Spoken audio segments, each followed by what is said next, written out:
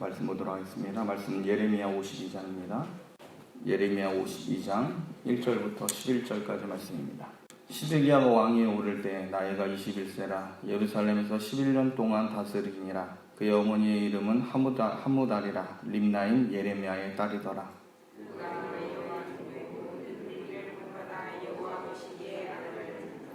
여호와께서 예루살렘과 유다에게 진노하시니 그들을 자기 앞에서 쫓아내시기까지 이르렀더라.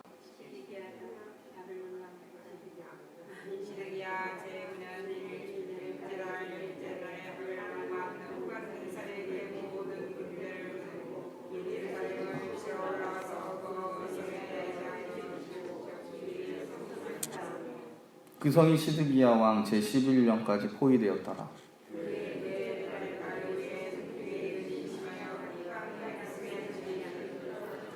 그 성벽이 파괴됨에 모든 군사가 밤중에 그 성에서 나가 두 성벽 사이 왕의 동산 견문길로 도망하여 갈대아인들이 그 성읍을 에워쌌으므로 그들이 아라바 길로 가더니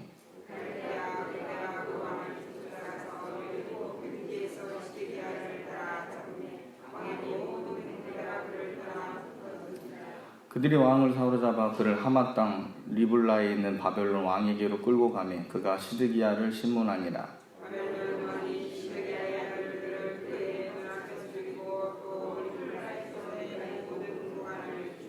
함께 하겠습니다. 시드기야의 두 눈을 빼고 못사슬로 그를 결박하여 바벨론 왕이 그를 바벨론 끌고 가서 그가 죽는 날까지 옥에 가두었더라. 아멘.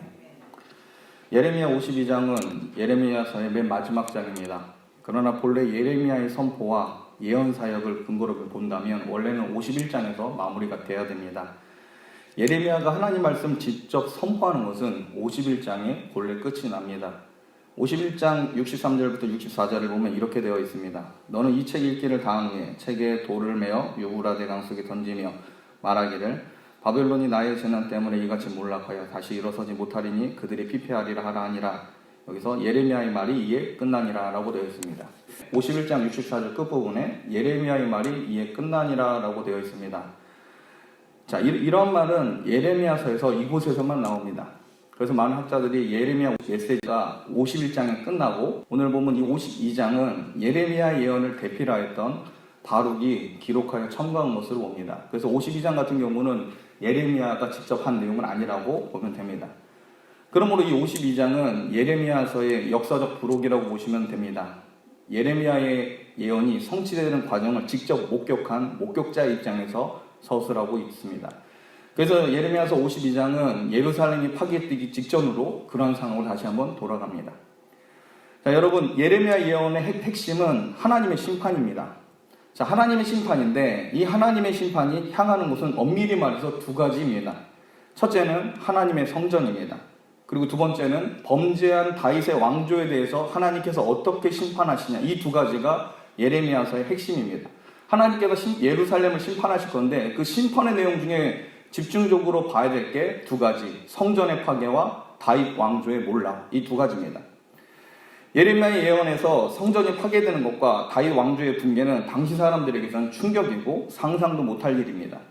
전에도 설명했지만 이스라엘 사람들이 우상 숭배를 하면서도 여전히 하나님에 대해서 오해하고 있는 잘못된 신학이 두 가지였습니다. 하나는 하나님의 성전 예루살렘이 있기에 우리는 결코 망하지 않는답니다. 또 두 번째는 하나님께서 다윗 왕과 언약을 맺으셨을 때 다윗의 왕위가 영원히 패하지 않는다고 약속하셨기 때문에 다윗의 후손이 이스라엘을 다스리고 있는 한 결코 이스라엘은 망하지 않는다는 겁니다. 이 두 가지가 오늘 52장에 완벽하게 깨지는 것을 보게 됩니다. 자, 오늘 52장은 이스라엘 백성이 타락 중에서도 끝까지 하나님 앞에 주장하였던 이 두 가지, 곧 다윗 왕조와 예루살렘 성전의 최후를 예레미야가 아닌 바룩과 같이 실제 예언의 성취를 목격한 사람이 기록한 겁니다. 자, 여러분, 하나님의 약속은 신실하고 주님께서 세우신 성전은 거룩해야 합니다. 그런데 이 간교한 이스라엘 사람들이 하나님의 성전과 다윗 언약을 마치 하나님의 약점인 것으로 생각하고 마음껏 죄를 졌습니다.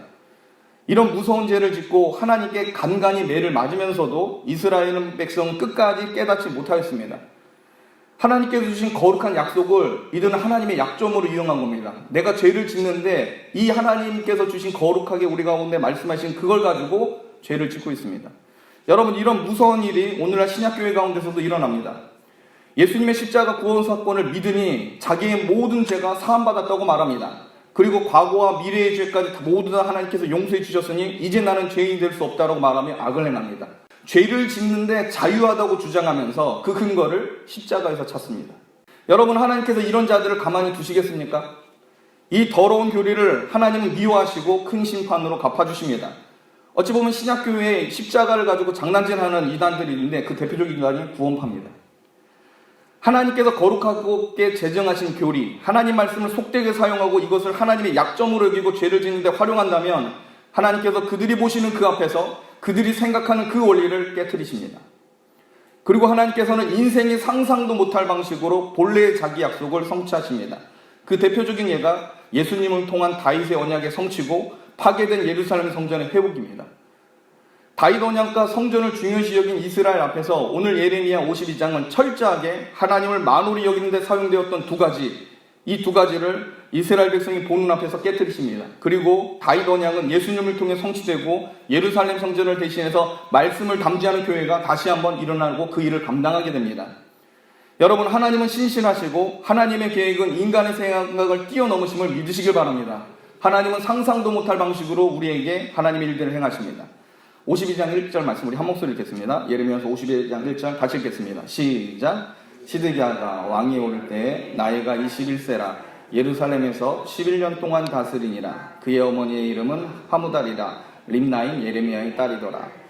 시드기야는 바벨론 왕 느부갓네살에 의해 21세에 왕이 됩니다. 그리고 11년간 이스라엘을 다스립니다. 시드기야의 어머니는 하무달인 림나인이라고 되어 있습니다. 이 림나의 위치가 정확히 어딘지는 알 수 없습니다. 그래서 블레셋 국경지대로 그냥 추정을 합니다. 그리고 림나인 예레미야의 딸이라고 하는데 이건 예레미야 선지자 이름과 같은 이름이지만 다른 사람인 겁니다. 자, 52장 2절에 이렇게 기록되어 있습니다.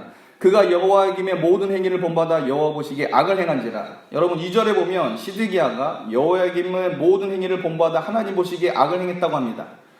전에 다뤘지만 이 여호야김은 요시야 왕 이후에 우상 숭배를 본격적으로 대중화시킨 왕입니다. 여호야김이 왕이 될 때 예루살렘마다 마을마다 우상들이 있었다고 합니다. 길마다 우상들을 세웠다고 합니다. 예레미야 11장 13절에 이렇게 기록되어 있습니다. 유다야, 내 신들이 내 성읍의 수와 같도다. 너희가 예루살렘 거리의 수대로 그 수치스러운 물건의 제단, 곧 바알에게 분향하는 제단을 쌓았더라. 동네마다 거리마다 바알 제단을 쌓은 때가 언제냐? 그게 바로 여호야김 시대입니다. 여호야김 시대 때 이스라엘 성읍마다 거리마다 바알에 분향하는 제단들이 있었습니다. 바알 우상을 저녁에 퍼뜨리고 하나님의 심판을 받은 여호야김의 모든 행위를 누가 쫓아왔다 그럽니까? 시드기야가 그대로 행했다는 겁니다. 언제까지 이를 행했느냐? 자, 52장 3절 보겠습니다. 52장 3절 말씀 우리 한 목소리 읽겠습니다. 시작. 여호와께서 예루살렘과 유다에게 진노하시니 그들을 자기 앞에서 쫓아내기시까지 이르렀더라. 자, 하나님의 진노로 이스라엘이 망하게 되니 그때까지 시드기야는 우상 숭배를 회개하지 않고 여호야김의 악행을 따른 겁니다. 52장 4절에 보면 시드기야 제9년 열째 날에 바벨론 왕 느부갓네살이 그의 모든 군대를 거두리고 예루살렘 치러 올라가서 그 성에 진을 치고 토성을 쌓음행이라고 되어 있습니다. 여러분, 시드기야는 바벨론을 배반하게 됩니다. 전에 당시 배경을 다루었는데 이 시드기야가 바벨론을 배반한 이유는 애굽의 지원을 믿었기 때문입니다. 그리고 가나안의 여러 나라들, 특별히 바벨론과 등을 지고 애굽과 연합하고 있었습니다. 특히 시드기야는 가나안 동맹을 강화시키고 애굽의 지원을 받아서 바벨론과 대적하려고 했습니다. 이것이 얼마나 어리석은 일인지 바벨론이 쳐들어오자 정작 애굽은 군대를 보내는 척만 하고 불리해지니까 애굽으로 돌아가 버리게 됩니다. 함께 바벨론과 싸우자고 했던 가나안 동맹의 이 모압과 암몬 그의 나라들은 이스라엘이 망하게 되자 박수를 치는 황당한 일이 벌어집니다. 하나님을 버리고 사람을 믿은 시드기야는 처절하게 배신을 당하고 파멸을 맞이하게 됩니다. 바벨론이 예루살렘을 포위하자 아무것도 할 수 없게 됩니다. 우리 52장 5절부터 7절까지 우리 한 목소리 읽겠습니다. 52장 5절부터 7절입니다. 시작. 그 성이 시드기야 왕 제11년까지 포위되었더라. 그의 넷째 달 9일에 성중에 기근이 심하여 그 땅 백성의 양식이 떨어졌더라. 그 성벽이 파괴되매 모든 군사가 밤중에 그 성에서 나가 두 성벽 사이 왕의 동산 견문길로 도망하여 갈대아인들이 그 성읍을 에워쌌으므로 그들이 아라바 길로 가더니 시드기야 제9년에 바벨론이 네 번째 예루살렘을 침략하게 됩니다. 그때가 주전 588년입니다. 그리고 시드기야가 제11년 넷째 달 9일까지 예루살렘은 완전히 포위되었다. 아무것도 할 수 없는 겁니다. 정확히 날짜는 알 수 없지만 약 18개월 동안 예루살렘은 포위되었다고 합니다. 또한 6절에 보니까 하필 포위 중에 뭐가 일어났다고 합니까? 6절에 보면 그해 성중에 기근이 심하여라고 되어 있습니다.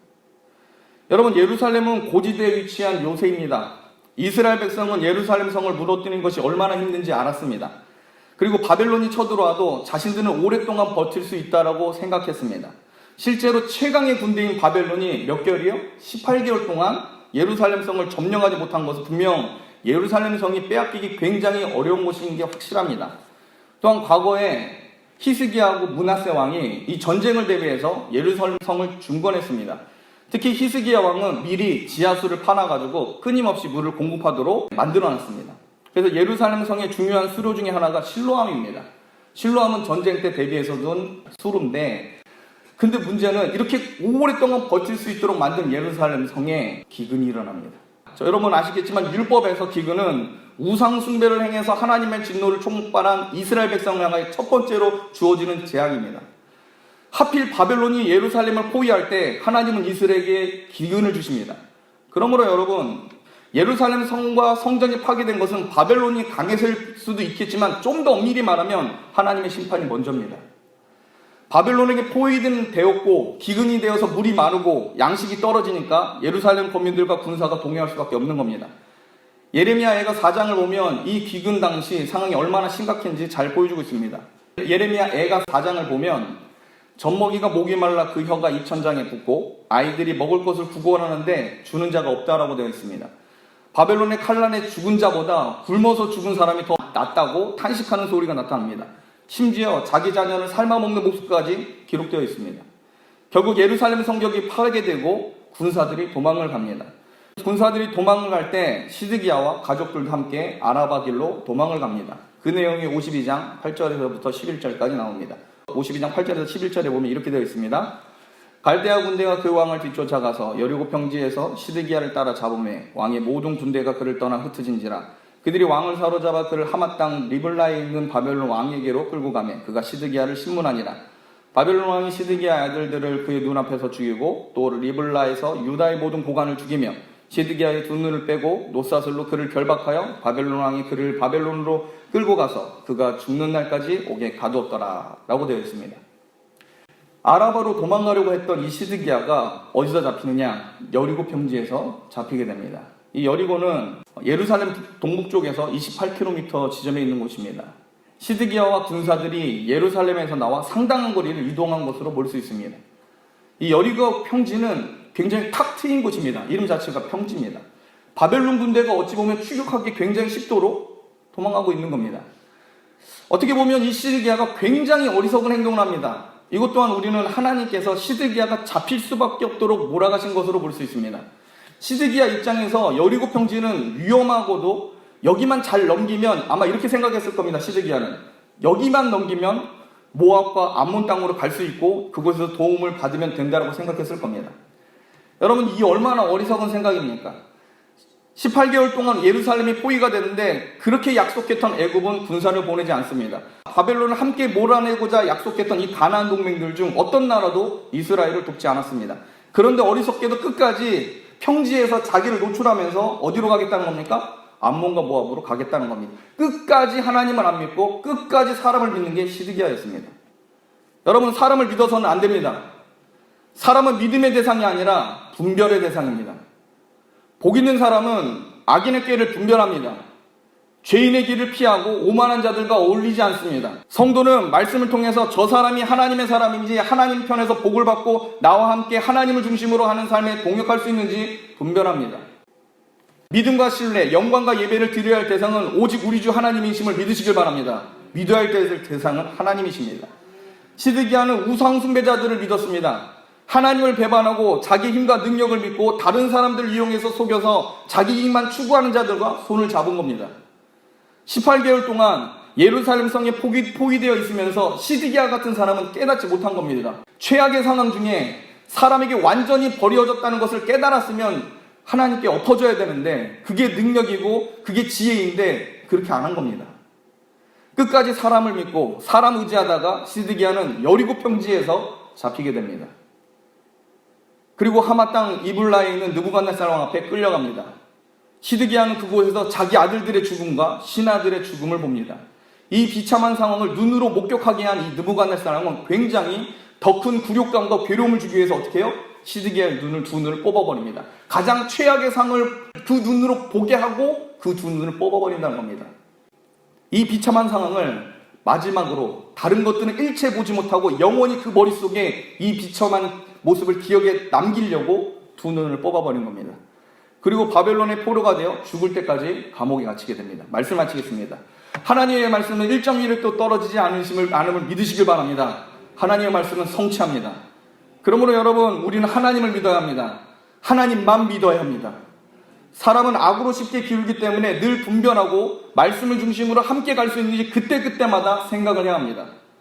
시드기야는 우상숭배자, 하나님을 대적하는 자와 손잡은 결과 비참한 삶을 살게 됩니다. 사람을 의지하고 믿으면 실패를 볼 수밖에 없습니다. 그러나 하나님을 믿으면 최악의 위기 속에서 구원받게 됩니다.